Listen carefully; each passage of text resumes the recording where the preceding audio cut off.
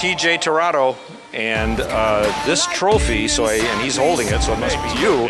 It says World's Best Windshield Repair Technician 2021.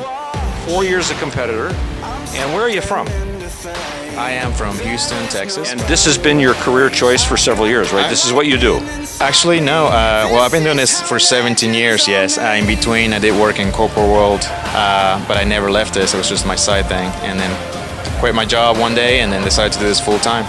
That's a great story. Yes. That's a great story. It really is.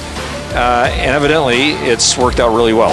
Oh, definitely. I enjoy it. It doesn't feel like work. I fix everybody's cars like it's my own car, and I never have any issues that way. I take pride in my work. Excellent. Well, congratulations. You'll be back next year? I'm not sure, actually. We'll see.